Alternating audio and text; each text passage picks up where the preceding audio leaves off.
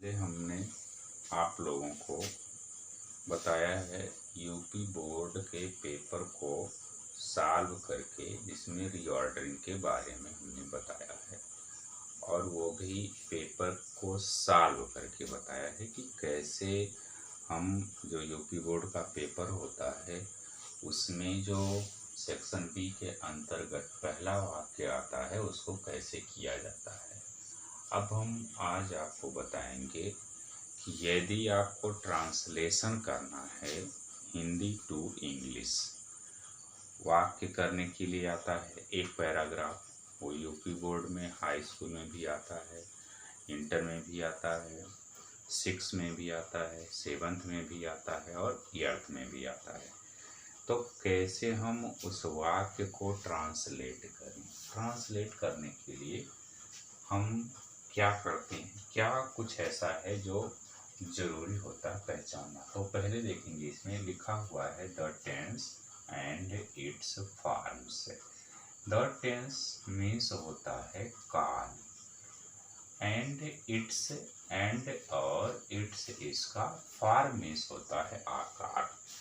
तो अर्थात इसके मतलब ये होता है कि काल के कितने आकार होते हैं। और वैसे हम सभी लोग यह भी जानते हैं कि टेंस जो होता है वह 3 प्रकार का होता है। यानी कि समय कितने प्रकार का होता है? 3 प्रकार का। अब समय 3 प्रकार का होता है तो वह है प्रेजेंट टेंस, पास्ट टेंस और फ्यूचर टेंस। अब टेंस की हिंदी क्या है? टेंस माने होता है, यहाँ पे हमने लिख दिया है, टेंस माने होता है काल। तो काल, अब ये काल कितने प्रकार का होता है? यहाँ पे हमने यहाँ टेंस लिखा है, प्रेजेंट लिखा है, तो प्रेजेंट टेंस यानी कि वर्तमान काल, पास्ट टेंस यानी कि भूतकाल और फ्यूचर टेंस अर्थात भविष्य काल। अब इसी बीच में हमने लिखा है टाइम। टाइम, तो टाइम मीन्स होता है समय। तो इसका हम थोड़ा और यहाँ पे लिख करके आपको बता दे रहे हैं। टाइम और टेंस को जोड़ दिए हैं। अक्सर हम लोगों ने यह देहात में सुना है कि अमुक व्यक्ति का काल आ गया। तो ये जो काल है समय को हमको दिखाता है कि किसी भी व्यक्ति का काल यानी कि मौत। लोगों को कहने का तात्पर्य मौत होता है, लेकिन जब हम टेंस की बात करते हैं, समय की बात करते हैं, तो जब किसी भी व्यक्ति का समय आ जाता है तब वह इस दुनिया से चला जाता है। अर्थात तब हम मानते हैं कि उस व्यक्ति का मौत आ गया, उस व्यक्ति की मृत्यु आ गई। तो अब ये हो कि समय, तो टेंस का एक और इजी रूप से समझने के लिए हम बताते हैं टाइम अर्थात समय होता है। अब समय जो होता है वह कितने प्रकार का होता है? हर स्थिति में, हर व्यक्ति का और प्रकृति में भी समय 3 प्रकार का होता है। जैसे हम लोग देखते हैं, सुबह सूर्योदय होता है, उसके बाद फिर दोपहर होता है और उसके बाद फिर सूर्यास्त होता है। फिर जैसे हम लोगों का जन्म होता है, हम लोग पलते हैं, बढ़ते हैं, एडल्ट्स होते हैं और कुछ ही समय के बाद बूढ़े होकर के और उसके बाद इस दुनिया से हमेशा हमेशा के लिए विदा हो जाते हैं, चले जाते हैं। तो अब ये प्रेजेंट टेंस है, यानी कि इसको हम कहते हैं वर्तमान काल। अब ये वर्तमान काल है क्या? वर्तमान काल यानी कि प्रेजेंट टेंस अर्थात वर्तमान समय वह समय है जो प्रेजेंट टाइम में, जो वर्तमान समय में रनिंग कर रहा है। रनिंग कर रहा मतलब चल रहा है, ऐसा नहीं कि दौड़ रहा है। तो उसी को कहते हैं वर्तमान काल। और यदि कोई भी वाक्य प्रेजेंट टेंस में हो तो निश्चित रूप से उस वाक्य के अंत में निश्चित रूप से हैं, हो, हूँ इसमें से कोई एक भी वर्ड जरूर आएगा। हमने यहाँ पे ता, ती, ते और ता लिख दिया है फिर, तो ये है प्रेजेंट का मतलब सिंपल प्रेजेंट का पहचान। लेकिन अगर कोई भी वाक्य प्रेजेंट टेंस में है तो उस वाक्य में है, हूँ, हो जरूर जुड़ेगा और वो समय प्रेजेंट यानी कि वो समय चल रहा होगा। अब जब हम उसको डिवाइड करते हैं तो 4 भागों में डिवाइड करते हैं, तो ये हो जाता है प्रेजेंट का इंडेफिनिट, प्रेजेंट का कॉन्टिन्यूअस, प्रेजेंट का परफेक्ट और प्रेजेंट परफेक्ट कॉन्टिन्यूअस। तो उसका डिटेल स्टडी हम नेक्स्ट वीडियो में बताएंगे। इसमें हम आपको बता रहे हैं पहले कैसे हम पहचानेंगे कि कोई भी वाक्य किस टेंस में है। तो पुनः देखेंगे कि यदि कोई भी वाक्य वर्तमान काल में हो यानी कि प्रेजेंट टेंस में हो तो निश्चित रूप से उस वाक्य के अंत में हैं, हूँ, हो जरूर आएगा। तब तुरंत यह आपको निश्चित कर देंगे कि यह हो न हो प्रेजेंट टेंस का वाक्य है। और उसमें अगर ता, तीते आ गया तो ये समझ जाइए कि यह प्रेजेंट के इंडेफिनिट का यानी कि सिंपल प्रेजेंट है। अब इसके बाद है दूसरा भूतकाल, जिसको हम कहते हैं पास्ट टेंस। यहाँ हमने लिख दिया है भूतकाल। दूसरा है कि कैसे हम पहचाने भूतकाल के वाक्यों को, हम कैसे पहचाने। भूतकाल के वाक्यों का पहचान है कि निश्चित रूप से जो वाक्य भूतकाल के होंगे वहाँ पे आपको मिलेगा था, थी, थे, सका, सकी और उसके बाद सके। तो हमने इसमें लिखा है ता था, ती थी, ते थे, सका, सकी, सके। तो लोगों के माइंड में ये आ सकता है कि जब हम ये कह रहे हैं कि वाक्य के अंत में था, थी, थे आता है तो ता क्यों लगाया गया है। ये ता जैसे हम यहाँ पे प्रेजेंट में लिखे हैं तो ये प्रेजेंट का इंडेफिनिट हो जाता है, ठीक उसी तरह से यह पास्ट का इंडेफिनिट हो जाता है। यानी ये सिंपल प्रेजेंट है और ये सिंपल पास्ट है। तो पास्ट के इंडेफिनिट में ता, था, ती, थी, ते, थे आता है और सका, सकी, सके आता है। तो इसका और एक बहुत ही आसान सा उपाय है पहचानने के लिए। यहाँ पर हम देखेंगे जब हम ता, था लिखते हैं तो यहाँ पे उच्चारण आता है बड़ा आ। जैसे ही हम ती, थी लिखते हैं तो यहाँ पे उच्चारण आ जाता है ई का, और जैसे ही हम ते, थे लिखते हैं तो यहाँ पे उच्चारण आ जाता है ए का। और वही कंडीशन यहाँ पे भी है, सका, सकी और सके। यहाँ पे भी उच्चारण है आ, उसके बाद ई और उसके बाद ए। यानी कि अगर उस वाक्य में था, थी, थे या सका, सकी, सके ना हो फिर भी उसके उच्चारण में आ, ई, ए आता है तो आप ये निश्चित कर लीजिए कि यह है पास्ट टेंस का वाक्य। अच्छा, पास्ट टेंस का वाक्य है कैसे और पहचानेंगे। पास्ट टेंस कहते किसे हैं, जो समय पास कर गया हो। पास मतलब होता है गुजर गया हो। ऐसे हम यहाँ पे लिख दे रहे हैं पास, PA और डबल एस। तो यहाँ से हमने क्या किया, यहाँ पे टी लगा हुआ है, हमने यहाँ पे उस टी को हटा दिया, डबल एस कर दिया और प्लस लिख दिए टाइम। तो पास टाइम, पास माने होता है गुजरा हुआ, बीता हुआ, और टाइम मीन्स होता है समय। तो गुजरा हुआ समय अर्थात बीता हुआ समय जो होता है उसी को हम कहते हैं पास्ट टेंस यानी कि भूतकाल। तो भूतकाल के वाक्यों के पहचानने के लिए एकदम आसान सा तरीका है कि उस वाक्य के लास्ट में देखिए आ, ई, ए का उच्चारण आ रहा है कि नहीं आ रहा है। अगर आ, ई, ए का उच्चारण आ रहा है तो निश्चित रूप से वो भूतकाल के होंगे, और अगर उसी में ता, था, ती, थी, ते, थे जुड़ा है तो समझ जाइए वो सिंपल पास्ट है। सका सकी सके हैं तो भी वह पास्ट टेंस का है, क्योंकि इसमें आ ये आ रहा है। फिर अब इसके बाद है फ्यूचर टेंस। तो फ्यूचर टेंस मीन्स होता है भविष्य काल। अब ये फ्यूचर टेंस होता क्या है? भविष्य। भविष्य माने होता है जो आने वाला समय है, जो बीता नहीं है, जो आने वाला समय है। तो आने वाले समय को हम कहते हैं फ्यूचर टेंस।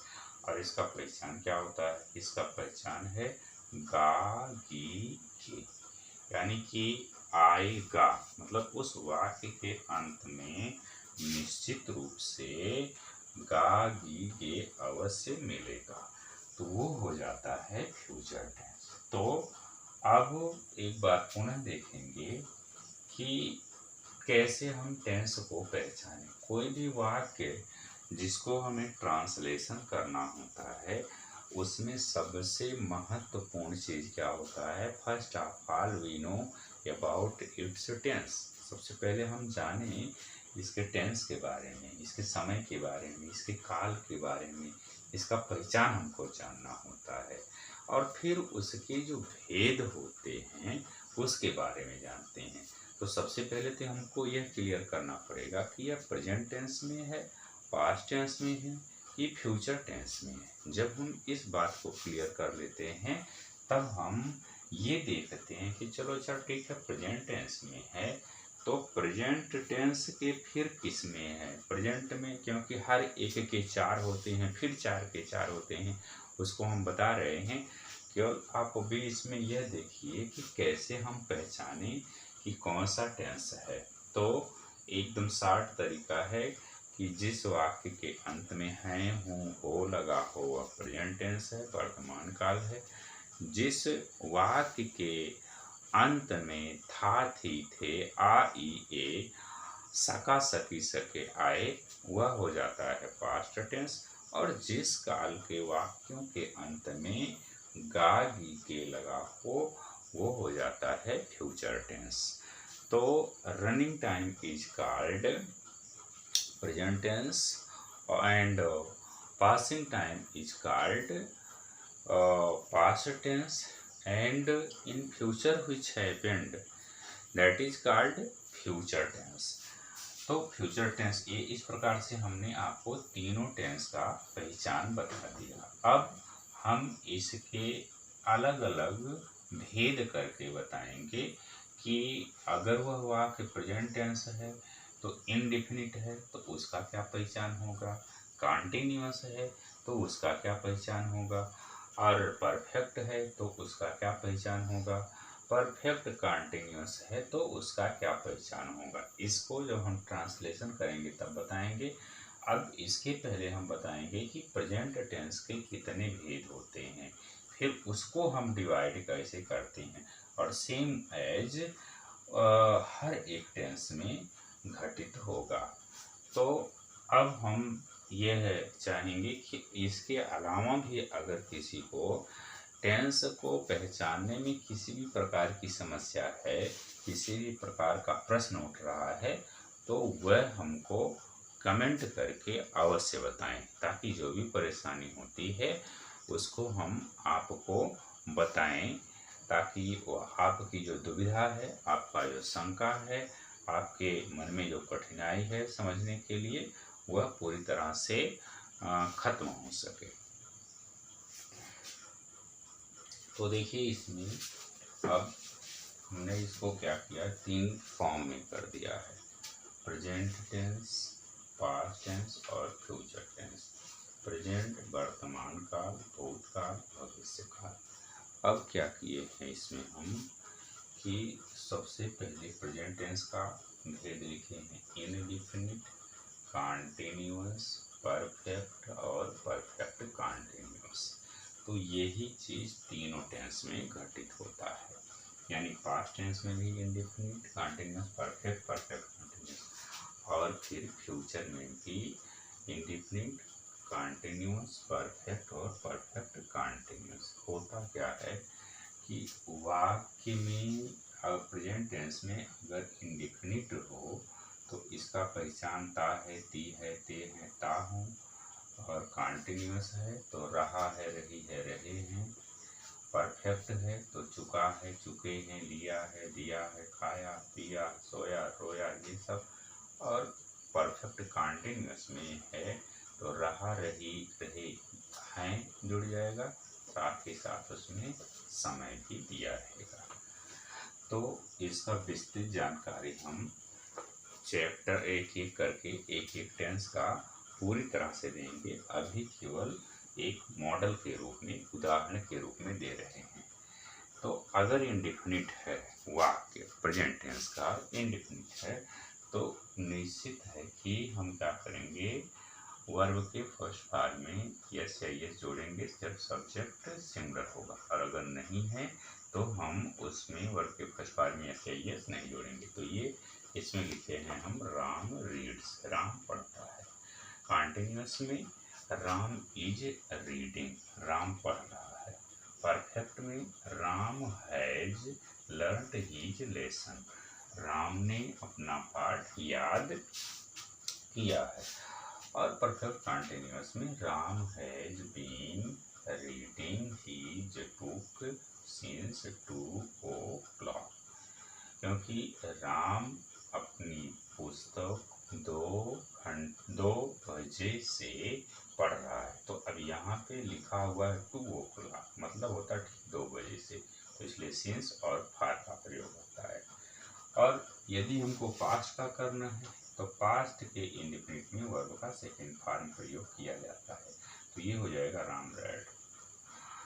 इसमें सब्जेक्ट के अकॉर्डिंग वाज और वेयर, मान लो यहाँ पे राम है तो राम वाज रीडिंग, पढ़ रहा था, सिंगुलर है। फिर इसमें अगर आएंगे तो राम यहाँ वाज लिखा हुआ है तो इस स्थान पे आ जाएगा, तो Ram had learned his lesson. और अगर कॉन्टिन्यूअस में आ जाएगा तो Ram had been reading his book और सिंस 2 o'clock। फ्यूचर टेंस में कि अगर वो फ्यूचर टेंस है तो फ्यूचर टेंस में हम कर्ता के अनुसार शैल और विल लगाएंगे, यानी कि आई वी है तो उसके साथ शैल, अदर के साथ विल। लेकिन और विस्तृत जानकारी इसको हम जब पूरी तरह से बताएंगे, एक ही करके तब बताएंगे, क्योंकि शैल और विल लगाने से काम नहीं चलता है। वो कभी कभी ऐसे कंडीशन होते हैं कि जो शैल के साथ जुड़ता है वो विल के साथ जुड़ जाता है, और जो विल के साथ जुड़ता है वो शैल के साथ। तो यहाँ पे जैसे मान लीजिए राम है तो राम विल, ये शैल ओनली आई और वी के साथ शैल, तो Ram will read, first form of the. फिर यहाँ पे राम शैल बी रीडिंग, यहाँ पे आ जाएगा तो राम विल बी रीडिंग हो जाएगा। इसमें आएगा तो राम विल हैव रेड, फिर इसमें आएगा तो राम विल हैव बीन, और उसके बाद रीडिंग सिंस 2 o'clock, अगर वहाँ पे 2 घंटे से है तो हो जाएगा फॉर 2 o'clock। तो इस प्रकार से यह जो है केवल एक मॉडल है समझने के लिए।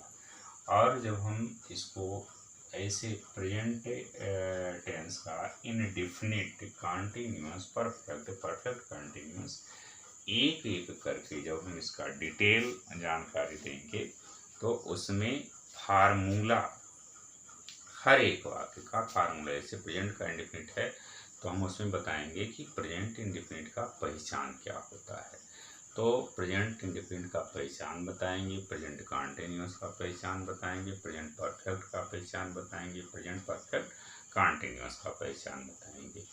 फिर उसमें हम बताएंगे कि ट्रांसलेशन जो होता है वह ट्रांसलेशन करने के लिए हमको 4 प्रकार के वाक्य मिलेंगे, जिसमें होगा अफर्मेटिव, निगेटिव, इंट्रोगेटिव और इंट्रोगेटिव निगेटिव। तो सबसे पहले तो हम बताएंगे उसका पहचान कि प्रेजेंट इंडेफिनिट का पहचान क्या है। फिर हम जब वाक्य बताएंगे अफर्मेटिव, निगेटिव, इंट्रोगेटिव और इंट्रोगेटिव निगेटिव का, तो उन सभी का हम फार्मूला बताएंगे कि कैसे अफर्मेटिव का ट्रांसलेशन होता है, कैसे निगेटिव का ट्रांसलेशन होता है, कैसे इंट्रोगेटिव का ट्रांसलेशन होता है, और कैसे इंट्रोगेटिव निगेटिव का ट्रांसलेशन होता है। और उन सभी वाक्यों के विस्तृत रूप से हम पहचान देंगे, विस्तृत रूप से उसका फार्मूला बताएंगे। फिर देखेंगे कि आपको कोई भी ऐसा वाक्य नहीं मिलेगा जिसका आप आसानी से अनुवाद ना कर पाएं। लेकिन शर्त ये होगा कि पूरा वीडियो देखना पड़ेगा। जब तक पूरा वीडियो नहीं देखेंगे तब तक ना तो आप स्पीकिंग कर पाएंगे, ना ही किसी भी पैराग्राफ का अर्थ समझ पाएंगे, ना ही किसी भी पैराग्राफ का एक्सप्लेन कर पाएंगे, और ना ही किसी चीज़ को लिखा हुआ समझ पाएंगे। तो इसके लिए आपको ये जो ट्रांसलेशन का चैप्टर चल रहा है, यह निश्चित रूप से आपको देखना होगा और पूरा वीडियो देखना होगा। यदि आपको इंटर के पेपर में 15 नंबर प्राप्त करना चाहते हैं तो निश्चित रूप से इसको पढ़ना पड़ेगा, या इंटर का पेपर सॉल्व करना है तो ज़रूर इसको पढ़ना पड़ेगा। साथ ही साथ यदि आपको हाई स्कूल इंग्लिश में अच्छा मार्क लाना है तो भी आप अगर ट्रांसलेशन को पढ़ते हैं तो निश्चित रूप से वह इंग्लिश का पेपर सॉल्व करने के लिए बहुत ही मददगार साबित होगा।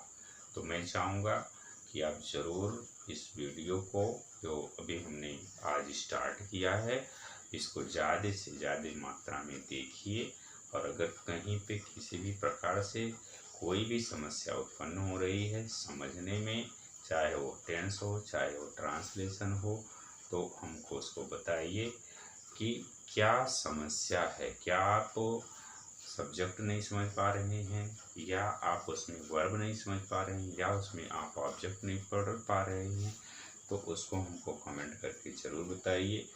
अगले वीडियो में हम आपको प्रेजेंट इंडेफिनिट टेंस का अफर्मेटिव सेंटेंस बताएंगे। पहले प्रेजेंट इंडेफिनिट बताएंगे, उसमें भी बहुत सारे रूल्स हैं। मात्र इतने से काम नहीं चलता है कि प्रेजेंट इंडेफिनिट का पहचान है कि वाक्य के अंत में ता है, ती है, ते हैं रहता है तो प्रेजेंट इंडेफिनिट हो जाता है। क्यों? क्योंकि जैसे हम देखते हैं कि अगर मान लो वाक्य में लिखा हुआ है कि कौवा काला होता है, तो अब बताइए क्या इस वाक्य को हम प्रेजेंट इंडेफिनिट में बदलेंगे? ता तो मिल गया लेकिन ऐसा होता नहीं है। तो अब इसका विस्तृत चर्चा फिर हम अगले वीडियो में करेंगे। हाँ, ये जो भी हम समझाए हैं, यहाँ पर अगर कहीं से किसी को किसी भी प्रकार की समस्या उत्पन्न होती है तो मैं चाहूँगा कि आप ज़रूर उसको कमेंट करके बताएं कि कहाँ पे क्या समस्या है। फिर हम अगले वीडियो में आपको बताएंगे टोटल जानकारी।